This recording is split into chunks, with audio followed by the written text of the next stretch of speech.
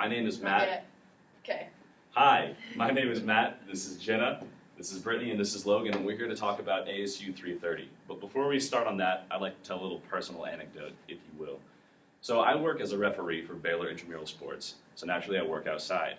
And yesterday I went to work, and I parked underneath a tree because I like to keep my car in the shade so it doesn't overheat. I mean, it is Texas after all. Obviously. And so I parked it under a tree, thinking no harm would come to my beautiful car. Well, sure enough, 3 hours later, after I get off work, I come back and my car is just covered in bird poop. This is not the first time it's happened to me. I'm a little ashamed to admit, but it does happen from time to time. And so I went home and I Googled and I tried to find clean and efficient ways to clean my car without removing paint or anything like that. But instead what I found was what is known as the bird diaper. Now the bird diaper is a solution that someone tried to come up with to, I don't know, get rid of bird poop in the world. I don't know how that's going to happen, but this is someone's solution. They created a bird diaper mainly in use for people's pet birds, which I think is kind of ridiculous, but it's essentially exactly what it sounds like. It's a diaper to collect the excrement from birds. I could have used this and all those birds above my car just yesterday, but alas, it was not there. But as I was continuing with my research on the bird diaper, because I'm easily amused, I found other patents which are equally ridiculous. This one right here, the birthday candle extinguisher. For those of us who don't have the breath and the lung power to extinguish candles on a birthday cake, you can have this mechanical device which will do it for you. I have no clue whether or not this has worked on those pesky trick candles though. Tests have been inconclusive. However, this does exist and it's available, I suppose, if anyone needs it. The third one, and my personal favorite, is the stamp licker. It's a mechanical device which has an artificial tongue to lick the stamps for you. You know, in case you're too lazy to actually just lick it. This device does work, apparently. It just looks ridiculous. What these three examples have in common to me is that they are overly complex solutions to problems that really aren't that hard to solve. People, when given the choice between a complex solution and a simple solution, will almost always choose the latter, because why would you go through extra trouble to just solve something? The FASB knows this, and so that's why they've reiterated the new standard, ASU 330, with ASU 330, to simplify the current standard. Now, the current standard right now, as I'm sure many of you know, really relates to impairment losses and revaluing the inventory at interim reporting dates or just fiscal year reporting dates. Currently, the way you're supposed to value your inventory is either at the lower of cost or market. And cost, obviously, is the cost of what it took to get the product in the first place, the cost of goods sold, things like that. Market, however, can be described by one of these three things: the replacement cost, ceiling, or the floor. Now, replacement cost is typically going to be the market cost because it's the fair value of what you can get it at the current market. However, the ceiling and floor are in place to make sure that people don't overvalue or undervalue their inventory to material matter. I'm a visual learner, so I'm just going to draw it out real quick. Let's say we have a graph, and here's mine.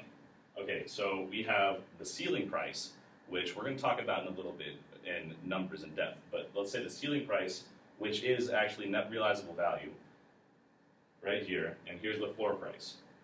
These act as limits right here, and if the replacement cost is somewhere in here, you're going to use that.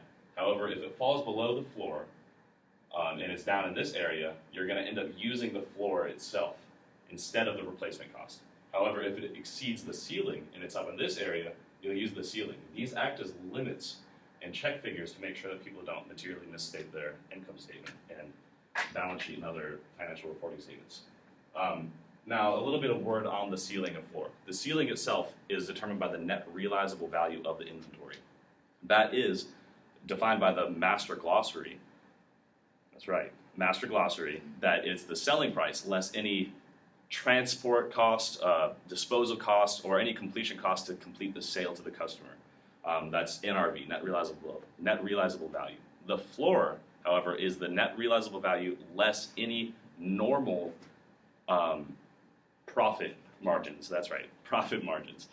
And so that essentially is cost of goods sold. So you have the floor, which is cost of goods sold, and net realizable value. And if it falls anywhere in between there, you can use that market value of the replacement cost. However, if it, like I said earlier, if it meets one of these limits, you have to use those instead. The FASB thought previously that this is sufficient. However, to me, that seems pretty complex. You have to completely evaluate 3 separate numbers just to see which one you can use, and it leads to a lot of confusion between entities and comparability issues. Essentially, it's a little complex, kind of like the stamp liquor. I mean, there's easier ways to do it, and that's what the FASB is trying to recognize right here.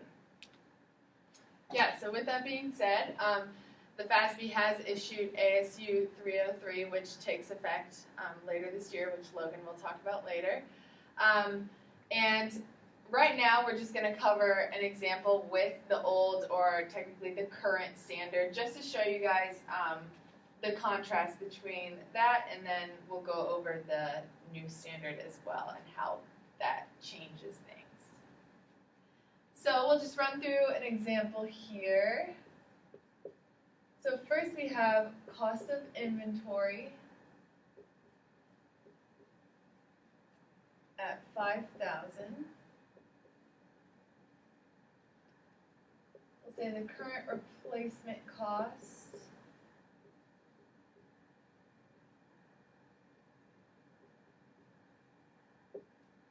is $4,500. Selling price is $5,200.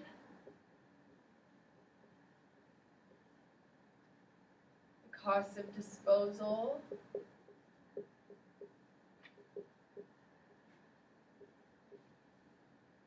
is $400. And finally, the normal profit margin is 20% of the selling price.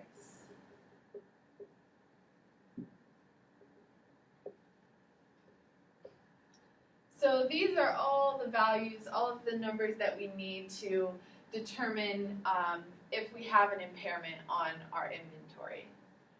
So as Matt showed over there in that little graph, with the old standard, we need to look at the ceiling, which is NRV. We also need to look at the floor, which is NRV minus profit margin. So how we go about calculating NRV, we will take the $5,200 selling price minus the cost of disposal, which is $400. So there we get $4,800, and that will be our ceiling. So that's that upper limit, as Matt was saying. So then for the floor, we're just going to take that NRV minus the profit margin. So that's $4,800 minus the selling price, the $5,200, times that 20%. So that value ends up 1,040. So this is just basic algebra here. And that comes out to 3,760. So that is our floor. And then looking through here, we can see the current replacement cost is $4,500. So that hits right in the middle. And with the old standard, we have these 3 different options. So since the replacement cost is in the middle, that's what we are going to consider our market. So that means that with the cost of inventory being $500, we have a $500 impairment.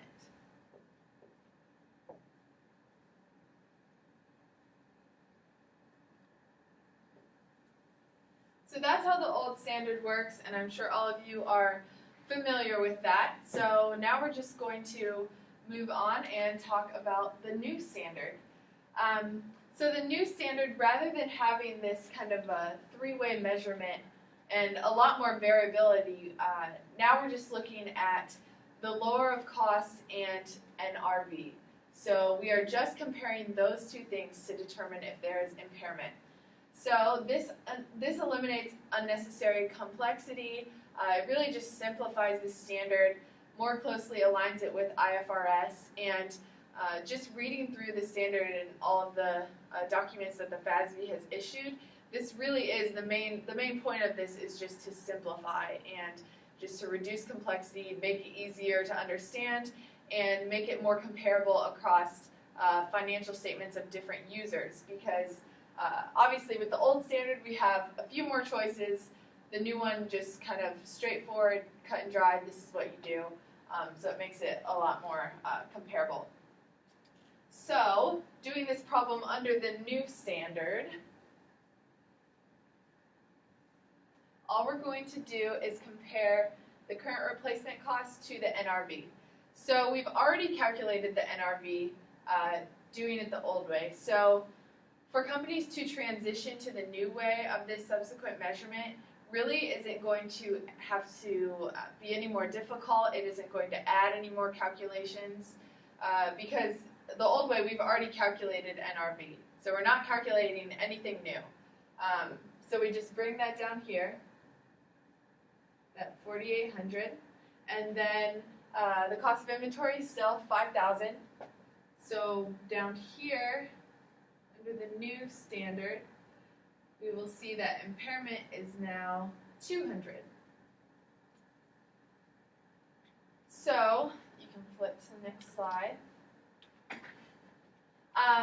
So like I said, NRV is already being calculated under the old standard, so nothing new is happening here. We're just simplifying, making it easier.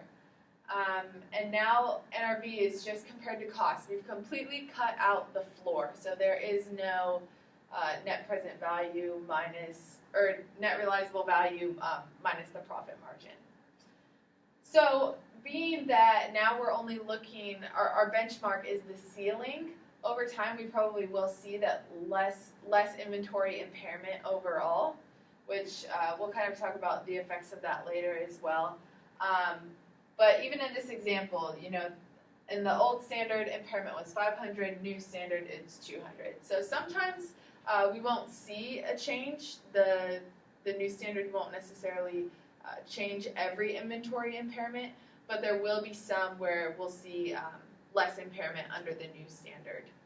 So I think that in the future it'll help simplify things, help make things less complex, and Brittany's just going to talk a little bit more about the new standard and give you guys an example to work on. Yeah, so as Jenna said, most of y'all probably already worked with the lower cost or market, and so now we're just going to go through an example that only compares cost and net realizable value completely without any of the ceiling or the floors. So at this point, we pass out an example to them and give them a couple minutes to work through it. So in this example, ABC International has a green widget in inventory with a cost of $50. The market value of the widget is $130. The cost to prepare the widget for sale is $20. So we have a net realizable value of $60, which we get by taking the $130 market value minus the $50 cost.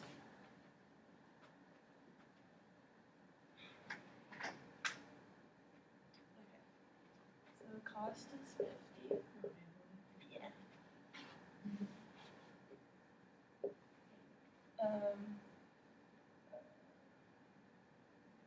The market value is 130. The cost to sell is 20. So then we get our net realizable value of 60 by taking this 130 and subtracting the cost and then the $20 completion cost.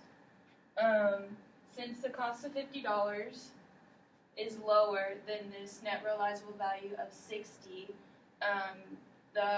it would stay recorded at the $50 cost because there's no impairment. So now we have in the following year, the market value goes down to $115, and the cost stays at $50, and the cost to repair to sell stays at $20.